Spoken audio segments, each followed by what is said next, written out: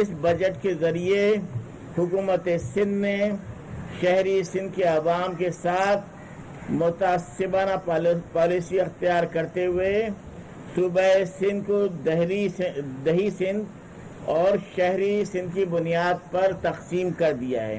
آپ اچھی طرح جانتے ہیں اور یہ ریکارڈ پر بھی ہے کہ کراچی وفاق کے خزانے میں 65% حصہ ڈالتا ہے، سندھ کے خزانے میں تقریباً 90% سے زائد ٹیکس جمع کراتا ہے اور بدلے میں اسے کچھ نہیں ملتا۔ 12 سالوں کے دوران وفاق نے سندھ حکومت کو وفاقی پول کے ذریعے 4,975 ارب روپے دیے۔ سندھ حکومت نے 12 سالوں کے دوران 1771 ارب روپے ٹیکس جمع کیا جو اس نے صوبائی کلیکشن کی۔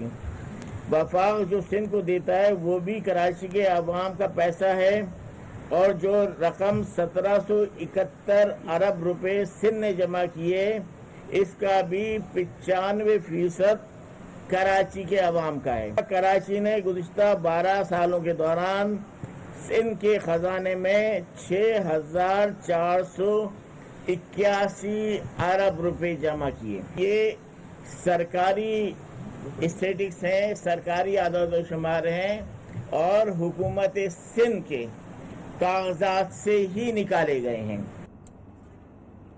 جی ناظرین، پروگرام میں خوش آمدید۔ آپ نے موجودہ بجٹ کے حوالے سے NQM کے تحفظات سنے کہ کیا شکایات ہیں۔ ان کا یہ کہنا ہے کہ اس بار دہی سندھ اور شہری سندھ کو تقسیم کیا گیا آپس میں اور اس سے مسائل بڑھ سکتے ہیں اردو سپیکنگ کے لیے۔ آخر مسائل کیا ہیں؟ کراچی کو کیوں ہر بار اگنور کیا جاتا ہے اور یہ تقسیم کیوں پیدا کی جاتی ہے؟ اس پر ہم تفصیلاً بات کریں گے۔ کراچی سے ہمیں جوائن کیا ہے سینئر تجزیہ کار مظہر عباس صاحب نے، جو 2 ٹوک لکھتے بھی ہیں، آج بھی انہوں نے لکھا ہے اس ایشو پر۔ ویلکم مظہر صاحب، آپ کو خوش آمدید پروگرام میں۔ آپ یہ بتائیے گا کہ آخر یہ مسائل کی جڑ ہے کیا؟ بہت بہت شکریہ اوریہ صاحب بھی اور عثمان آپ کو بھی۔ دیکھیے، اگر اس پرابلم کو زیادہ ڈیپلی جا کے ہم دیکھیں، اور میرا خیال ہے دیکھنا چاہیے، اس وقت کراچی ایک بڑی کچی آبادی میں تبدیل ہو چکا ہے۔ اگر آپ صرف کراچی کی پاپولیشن کا ہی اندازہ کریں کہ جس شہر کی صحیح پاپولیشن کا ہی اندازہ نہیں کروایا جاتا، صحیح سینسز ہی نہیں ہوتا، تو اس شہر کے مسائل کیسے حل ہوں گے؟ اس وقت کراچی میں کم سے کم 8,000 کچی آبادیاں ہیں جس میں کم سے کم 60 لاکھ کے قریب لوگ رہ رہے ہیں۔ اب اس سے آپ کوئی بھی گورنمنٹ آ جائے، کچھ بھی آ جائے، یہ چیزیں ملٹیپلائی، لیکن اس کا روٹس کہاں سے آ جاتے ہیں؟ اس کے روٹس اگر آپ جائیں، اور اوریہ صاحب ظاہر ہے سے بہتر جانتے ہیں، یہ 1 یونٹ کے زمانے سے، پھر 51 میں، پہلے 51 میں جو شہری ایکٹ آیا اس کے تحت کوئی بھی آدمی، کوئی بھی شخص کسی جگہ اگر 1 سال رہ جاتا تھا تو اس کو وہاں کا ڈومیسائل مل جاتا تھا۔ یہ وہ زمانہ تھا جب کراچی جو ہے وفاقی دارالحکومت ہوتا تھا۔ اچھا، اس کے بعد آپ نے وفاقی دارالحکومت جب اسلام آباد شفٹ کیا تو آپ نے کراچی کو بالکل ابنڈنٹ چھوڑ دیا۔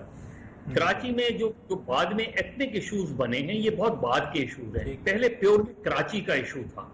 اور یہی وجہ ہے کہ جب کراچی کو دارالحکومت شفٹ ہوا تو اس زمانے میں کراچی تحریک چلی تھی اس وقت، اور پھر ایوب خان کے خلاف جب فاطمہ جناح کو 2 شہروں نے بڑی تعداد میں ووٹ دیا، فاطمہ جناح، ایک کراچی ایک ڈھاکہ۔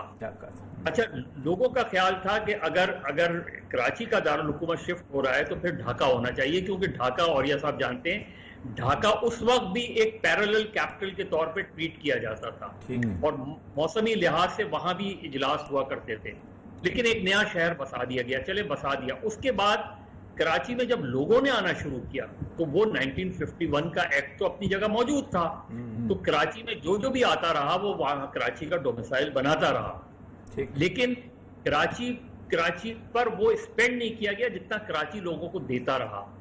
ہم نے اس کو معاشی ہب کہا، لیکن ہم نے کبھی معاشی ہب کے طور پہ اس کو ٹریٹ نہیں کیا۔ پھر یہ سچویشن، اور اس زمانے میں جو شروع کا قیام پاکستان کے بعد جو مین نوکرشاہی تھی، وہ بیسکلی شروع کے میں ایک زمانے، اور کچھ عرصے پہلے میں روزات خان صاحب سے بات کر رہا تھا، ان کا جو پہلا بیچ تھا جس کا وہ خود بھی حصہ تھے 49 کا، اس میں 24 لوگ جو ہے وہ پاس کیا تھا، جس میں 12 لوگ ایسٹ پاکستان کے تھے اور 12 لوگ ویسٹ پاکستان کے، لیکن اس کے بعد وہ چیز بگڑتی چلی گئی، اور پھر ایک وقت آیا کہ جو بیوروکریسی اردو اسپیکنگ اور پنجابی اسپیکنگ بیوروکریسی تھی، پھر آہستہ آہستہ جو اردو اسپیکنگ بیوروکریٹس ہیں ان کے اندر یہ فیلنگ شاید ڈیولپ ہونے لگی، جس طرح بنگالیوں میں ڈیولپ ہوئی کہ جی ہمیں جو ہے وہ آؤٹ کیا جا رہا ہے، اور وہ صحیح تھا یا الگ ہے جی۔ اور پھر 70s میں جو کچھ ہوا، 70s میں جب اس کے بعد ذوالفقار علی بھٹو کی حکومت آئی تو انہوں نے بیسکلی سندھی مڈل کلاس کو اوپر لانے کی کوشش کی، اور وہ کوئی غلط چیز نہیں تھی میرے لحاظ سے، صرف جو غلطی ہوئی میرے لحاظ سے وہ غلطی یہ ہوئی کہ آپ نے چاہے نیشنلائزیشن کے تھرو کیا یا آپ نے ادروائز کیا، ایون کوٹا سسٹم جو 60 اور 40 ریشو کا تھا، جو غالباً جنرل گل حسن نے انیشیٹ کیا تھا، اس کو بھی اگر میرٹ کی بنیاد پہ ڈیوائیڈ کیا جاتا اور صحیح معنوں میں انفورس ہوتا تو چیزیں اتنی نہیں بگڑتی۔ وہ یہ کہ جب ایوب خان کے پیریڈ میں سندھ کے اندر سندھی زبان اسکولوں میں بین کر دی گئی، اور وہ اگر وہ نہیں بین کی جاتی تو شاید آج میں بڑا فلوئنٹلی سندھی بول رہا ہوتا۔ تو یہ ایک اگر آپ دیکھیں کہ پوری ہمیں ایک مسلسل تسلسل سے یہ چیز نظر آتی ہے۔ یہاں ایک منٹ کرو، کوٹا پہ چونکہ ظاہر بات ہے پورے پاکستان میں تمام صوبوں میں ایک اکائی، ہر صوبہ ایک اکائی سمجھا جاتا ہے۔ بلوچستان میں کوٹا ہوتا ہے فیڈرل گورنمنٹ کے ورسز، پنجاب کا کوٹا ہوتا ہے فیڈرل گورنمنٹ کے ورسز، لیکن یہ سندھ واحد بدقسمت جگہ ہے جہاں کے سندھ اربن اور رورل کی ڈیوائیڈ ہے، جو کہ باقی ساری صوبوں میں موجود ہے، لیکن یہاں خاص طور پہ رکھی گئی، اور وہ آگے پھر اس کے جڑیں مضبوط کی گئی باقاعدہ۔ جی پھر اس میں ہوا یہ اور یہ صاحب کہ اس کے اندر سندھ اربن اور رورل میں بھی جب آپ نے ڈیوائیڈ کیا، آپ دیکھیں اس وقت پاکستان میں پی آر سی اور کہیں نہیں ہے، نہیں ہے، لیکن پی آر سی آپ کو صرف سندھ میں نظر آئے گا۔ مجھے اس پہ بھی کوئی پرابلم نہیں ہے اگر ان ساری جگہوں پہ، ان ساری پوزیشنز پہ لوگ میرٹ کی بنیاد پر آتے، لوگ اپنی کوالیفیکیشن کی بنیاد پر آتے۔ میری ایج اب 61-62 ہے، لیکن میں نے اتنے عرصے میں 2 چیزیں کبھی بھی نہیں دیکھی جو میں نے دیکھا ہے اس ملک میں، نہ میں نے میرٹ کو فروغ پاتے ہوئے دیکھا ہے، نہ انصاف کا اصول جو ہے، اور اس ملک میں خرابی کی جڑ بھی مجھے نظر آتی۔ آج ہی آپ دیکھ لیں کہ جو پی آئی اے کی پلین کریش کی رپورٹ آئی ہے، اس میں 262 پائلٹ جو ہیں ان کے امتحانات کسی اور نے دیے تھے۔ اب یہاں جب آپ ایسی سینسٹیو جگہوں پہ میرٹ قتل کریں گے تو پھر کیا ہوگا؟ تو سندھ کے ساتھ سندھ میں سب سے زیادہ جو نقصان ہوا ہے وہ سندھ کے نوجوانوں کا ہوا ہے، چاہے وہ رورل ایریا کے ہوں یا اربن ایریا کے۔ کوٹا سسٹم کا بھی کیا تھا، انیشلی تو ذوالفقار علی بھٹو نے 10 سال کے لیے کوٹا کیا تھا نا، 50 لاکھ میں تو پھر 83 سے 2013 تک اس سسٹم کو ایکسٹینڈ کیا جاتا رہا، اور جو صحیح معنوں میں رورل ایریاز کے لوگ تھے وہ بھی اس سے ان کو فیسیلیٹیٹ نہیں کیا۔ لیکن یہاں صورتحال ایک اور آ گئی ہے کہ اب اس کو ری انفورسمنٹ کر دی گئی ہے 18th امینڈمنٹ کے اندر۔ اب حالت یہ ہے کہ اگر اس وقت یونائٹڈ نیشنز بھی مدد کرنا چاہے کراچی کی اور وہ ایک ایمرجنسی پروگرام بھی نافذ کر دے تو اس کو راستہ جو ہے، دروازہ جو ہے وہ پروونشل گورنمنٹ کا کھٹکھٹانا پڑے گا، اور اگر پروونشل گورنمنٹ کا رویہ یہی ہے تو کراچی تو ویسے ہی رہے گا۔ دیکھیے اب تو بگاڑ اتنا آ گیا ہے کہ آپ تصور نہیں کر سکتے۔ آپ سرکولر ریلوے دوبارہ شروع نہیں کر سکتے۔ پچھلے 40 سال سے میں کراچی ماس ٹرانزٹ کو سن رہا ہوں، میرا خیال ہے اس کی فائلوں پہ اتنا پیسہ خرچ ہو گیا جتنا شاید کراچی ماس ٹرانزٹ۔ صحیح کہہ رہے ہیں۔ بالکل اسی طریقے سے یہاں جب پروجیکٹ کوئی لانچ ہوتا ہے تو وہ جب تک کمپلیشن کی طرف جاتا ہے، اول تو کمپلیٹ نہیں ہوتا، لیکن جب تک وہ کمپلیشن کی طرف جاتا ہے وہ ریڈنڈنٹ ہو جاتا ہے۔ ابھی آپ K4 دیکھ لیں، K4 کا منصوبہ کب سے چل رہا ہے، بالکل ٹھیک، اور اس کے اندر ملٹیپل پرابلمز ہیں۔ تو ہمارے یہاں کیونکہ مافیاز اتنی اسٹرانگ ہیں، کراچی میں پارکنگ مافیا سے لے کے ٹرانسپورٹ مافیا سے لے کے کوئی ایسی فیلڈ نہیں ہے جس میں مافیا موجود، اور سب سے اسٹرانگ کراچی کی مافیا لینڈ مافیا ہے۔ کتنی میسو، اور ان کے پولیٹیکل کنیکشنز ہیں، یہ پولیٹیکل فرنٹ مینز ہیں جو بلڈرز ہیں۔ اچھا مظہر بھائی، یہ سوال پیدا ہوتا ہے کہ ایک بندہ آتا ہے، وہ آ کے کرفٹن کے نیچے ایک انڈر پاس بنا دیتا ہے بڑا خوبصورت سا، ایک ساتھ ہی متبادل اتنا بڑا شہر بنا جاتا ہے، اس شہر کے ساتھ ساتھ سارے کے سارے جتنے بھی لوگ ہیں وہ اس کی مدد کو بھی آ جاتے ہیں. وہ اتنا خوبصورت ہوتا ہے کہ آج اگر میں جہاز سے کراچی جاؤں تو رات کا وقت ہو تو ایسے لگتا ہے کہ ہم درمیان میں کسی اتنی انتہائی کسی یورپ کے کسی شہر سے گزر رہے ہیں. ویسے بھی چیز ہے. ایسا کیوں ہوتا ہے؟ اس کا مطلب یہ ہے کہ بیسیکلی پاکستان کا یا کراچی کا مسئلہ جو ہے یہ کرپشن بھی نہیں رہ گیا، یہ تو بیسیکلی نائلی ہے، اور نائلی تو پورے ملک کے مسئلہ بن چکے ہوئے. دیکھیے ہم آپ کراچی کے اس بلڈر کی بات کریں جسے بہت سے لوگ رابن ہوڈ کا نام دے رہے ہیں. ملک ریاض نام لے لیتا ہوں میں، کون سا ڈرتا ہوں. آپ تصور کریں نا، سپر ہائی وے کی زمینوں کی جو بندر بانٹ ہے. مجھے آج بھی یاد ہے غالباً سید مظفر حسین شاہ صاحب کا دور تھا جب وہ چیف منسٹر تھے. اس وقت میں نے ان کی اپنی انسپیکشن ٹیم نے، مجھے اس اسکیم کا نام یاد نہیں آ رہا، 34A یا کچھ تھا، اس کے اندر 34 اس زمانے کی بات کر رہا ہوں، 34 بلین کا فراڈ تھا اس میں. اب آپ کراچی کی جتنی بورڈ آف ریونیو کی آپ فائلز اٹھا لیں، ٹھیک کہہ رہے ہیں، تو آپ کو اندازہ ہو جائے گا کہ زمینوں کی بندر باٹ کیسی ہوئی. ابھی چند سال پہلے ہی یہ کلفٹن کا کلفٹن 1، کلفٹن 2، کلفٹن 3، کلفٹن 4 قانونی طور پہ لیجسلیشن کے تھرو جو ہے یہاں اجازت دے دی گئی ہے کہ 1+ آپ 100 ہائی رائز بنا لیں. اس پہ آبجیکشن یہ آیا کہ بھائی یہ جو آپ بنا رہے ہیں اس کے لیے نہ سیوریج ہے نہ واٹر کا وہ ہے، لیکن اگر وہ لیجسلیشن آپ پڑھ لیں تو آپ کو اندازہ ہو جائے گا کہ خربوں کا معاملہ ہے. ایون اس حد تک ہے کہ اس علاقے کی ساری زمینیں جو ہے وہ خرید لی گئی ہیں، اس علاقے کے سارے گھر خرید لیے گئے ہیں. کم سے کم 42 گھروں کی تو تحقیقات ہو رہی ہے، نیب کر رہی ہے تحقیقات.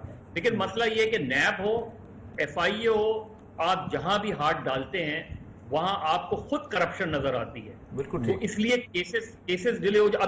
ابھی آپ دیکھیں نا، فضائیہ پروجیکٹ جو تھا A4 کی زمین پہ 16 ارب روپے.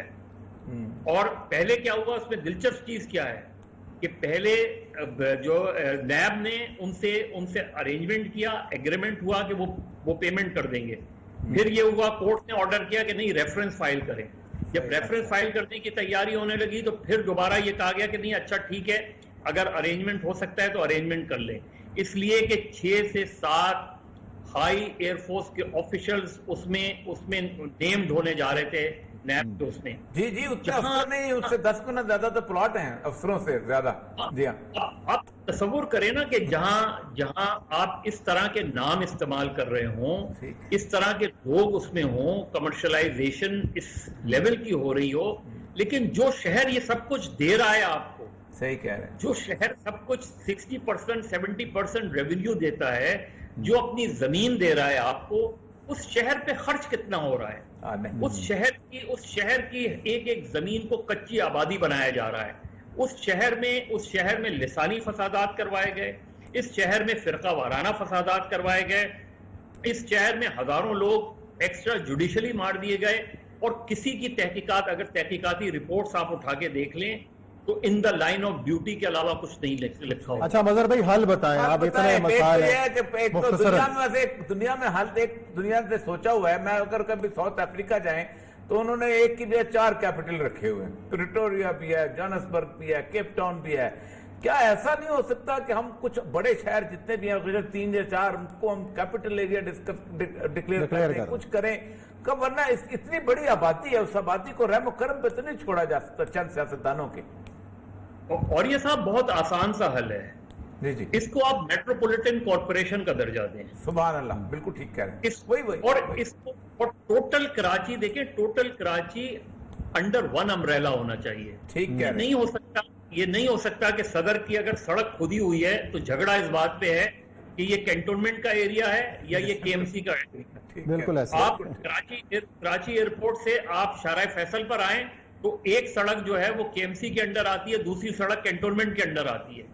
جہاں شہر کو آپ اس طرح تقسیم کر دیں، اتنی ایجنسیوں میں تقسیم کر دیں، وہاں شہر ڈیولپ کیسے ہو سکتا ہے؟ اسی بات سے ڈرتے ہیں کہ اس کا جو ایک میئر وہاں الیکٹ ہو کے آئے گا اس کی حیثیت جو ہے وہ تو ذوالفقار علی بھٹو کے مقابلے میں بھی کھڑے ہونے والی حیثیت ہو جاتی ہے، جو کہ بہت بڑا لیڈر تھا۔ میٹرو آپ کراچی کو میٹروپولیٹن کارپوریشن ڈکلیئر کریں، کراچی کی پولیس میٹروپولیٹن پولیس کہلائے، بالکل کراچی کے ایریاز کو اس طریقے سے دیکھیں، آپ میئر کا بھلے ڈائریکٹ الیکشن کروا دیں، ہاں کرانا چاہیے، ہاں میئر ایک ہی ہونا چاہیے اور پورا کراچی اس کے انڈر ہونا چاہیے، اور پھر وہ کیونکہ پھر at the end of the day وہی ریسپانسبل ہوگا۔ بالکل مظہر بھائی، بہت زبردست مشورہ آپ نے، تجویز بھی اور حل بھی جو دیا ہے، اب دیکھتے ہیں اس پر امپلیمنٹ کرتا کون ہے اور کراچی کی قسمت کس طریقے سے بدلتی ہے۔ ناظرین، یہاں لیتے ہیں بریک، اور بریک کے بعد آئیں گے اور بڑھیں گے اپنے اگلے موضوع کی جانب۔